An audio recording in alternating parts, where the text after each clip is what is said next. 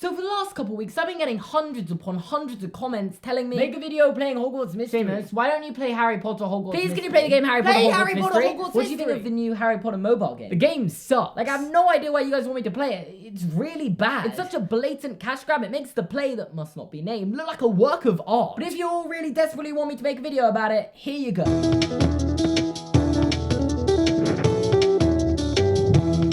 Hello there, how are you doing? I can actually describe this game in one word. Lazy. Because the creators of the game just weren't creative at all. The animation looks cute, but everything else just kind of sucks. So let's start this lazy rant by talking about the lessons. Oh god, the lessons. Because being a big Harry Potter fan, I thought the lessons aspect of the game would be really interesting and we'd get a really good insight into what the lessons are like at Hogwarts. But no, there is nothing interactive about the lessons. 90% of them are just taken up by clicking highlighted blue areas, using energy points to get stars, and every now and again you get to make little motion on the screen or click while one circle is in between two other circles to boost your XP points. And I'm not exaggerating, that's the entirety of the gameplay inside lessons. What, were you expecting to control your character while they went to lessons and maybe do some magic and make some potions and even play a Quidditch match? No, you don't get to play Quidditch. But you can click on a few highlighted blue things, trace a line on the screen and then watch an animation of your character flying, so same thing, right? Like, would it actually be too much to make the gameplay actually decent so we get to do something in the lessons? No, just click on the blue thing. Also, while we're still talking about lessons, the syllabus creates problems. Because for some reason, the game decided you only take 3 classes in the first year. Charms, potions, and flying class. You don't start transfiguration until 2nd year, herbology until 3rd year, and defense against the dark arts, maybe the most important lesson, until 5th year. And I'm gonna excuse transfiguration and herbology, because technically you don't need the skills from those lessons until 2nd year and 3rd year respectively. But defense against the dark arts skills are needed and taught from the 1st year. But for some reason, the game decided that you learn Flipendo and Petrificus Totalis, spells you would learn in Defense Against the Dark Arts,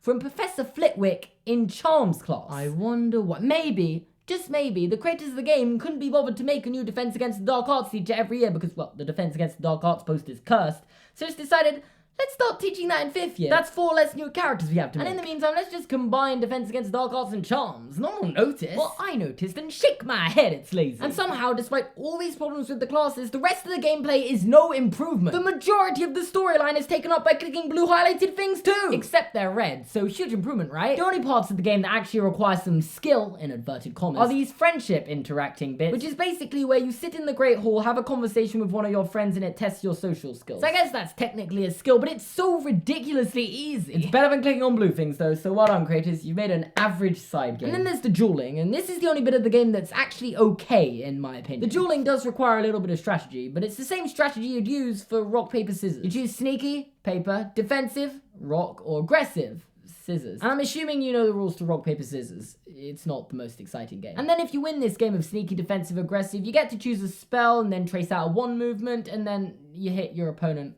with that spell and watch their health go down. And that's all there is to it. It's rock, paper, scissors with a bit more strategy. And it's kind of sad because that's the best part of the game, and to make it even more sad, you only get to duel like 3 times a year. So what's even the point? But Seamus, the storyline is good. No. The storyline is not good. The storyline is quite possibly the laziest part of the game. Every single good idea in the storyline is just reused from Harry Potter, and it's kind of ridiculous. So that's what's worked in the past. So if we reuse all these ideas again, they'll love the game, right? Like, just let me show you how ridiculous these similarities are. You start as a character joining Hogwarts, and everyone in the school already knows about you because of something that happened before you joined. You have this one really close friend in your house who's super smart, loves reading and studying, and basically works everything out for you. And you make an instant rival with a pure-blooded bully from Slytherin House, whose parents are criminals and they have some dumb sidekicks. And that's just character profiles. Now let's get into story similarities. In your first year, this Slytherin rival character wants to duel with you because you stood up to them. And despite the fact you don't duel them on that particular occasion, you do actually have your first ever duel against this rival character. And really coincidentally, in your first year, you discover this locked door in a forbidden corridor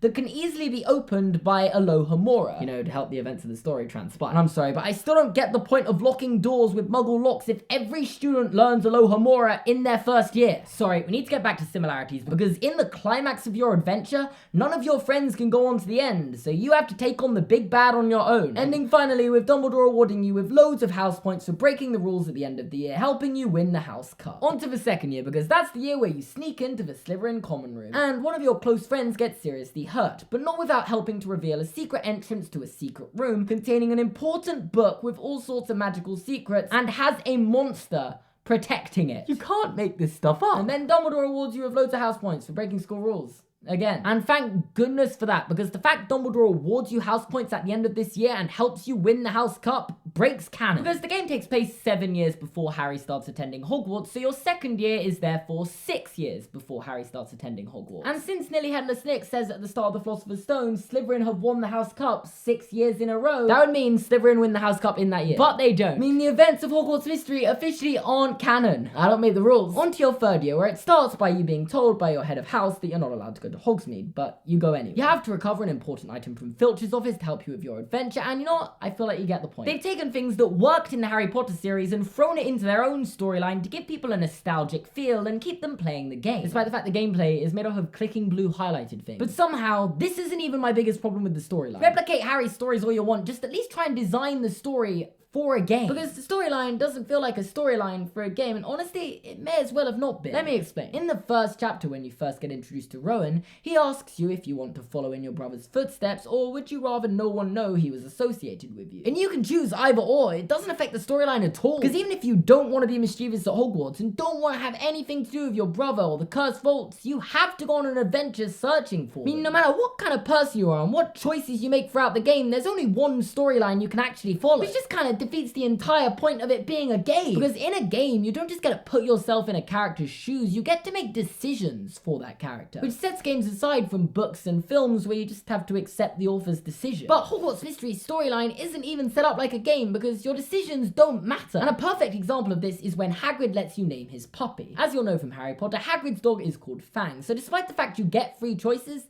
he's gonna call him Fang either way. And in this game, you don't get a choice in anything important, you know, other than your house. And don't even get me started on the sorting ceremony. The sorting hat just asks, and what house are you hoping for? You say what house you want and done. How hard would it have been to make a little quiz as short as 3 questions long just to determine the person's personality and sort their house? But no, this game couldn't be bothered to do that. They just throw you in the house you're hoping for, thinking, oh well, at least no one gets disappointed. Well, let me tell you, I'm disappointed. And truthfully, that's the only choice we get to make that actually affects the storyline. Meaning this might as well have been a film or a book. And if you're arguing the storyline's good, just think, if this was in fact a film instead of a game, would you still think the storyline's good? You know what? Some of you probably would. This game has 4.6 stars on the App Store. And if that doesn't prove they can make anything Harry Potter, and no matter how bad it is, people will love it, I don't know what will. Because I've done the maths behind this game, and this is what it consists of. 20% clicking on blue highlighted stuff. 3.7% watching animations do things that would be much more exciting if you were actually able to control them in that moment. 1% doing these weird minigame thingies. 0.2% friendship exercises. 0.1% dueling. And 75% waiting for your energy to be restored. And I haven't even complained about how much waiting is required for this game. And that's because, well, it's the most obvious complaint that everyone's making. But for those of you who are unaware, the game is designed so that every few minutes you run out of energy, meaning you either have to pay to get more energy, or you just wait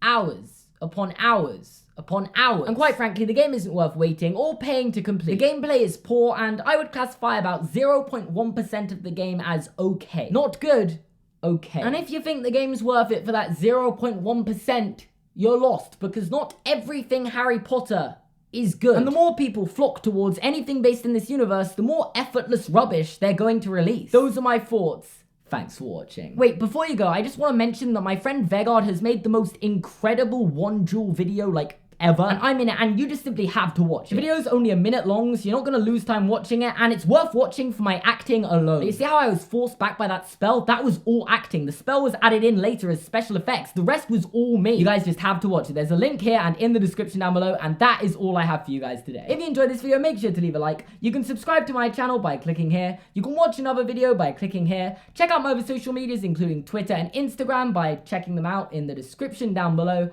Thanks for watching, and I'll see you guys next time. Rock, paper, scissors. Yeah, definitely looks like I'm playing with someone.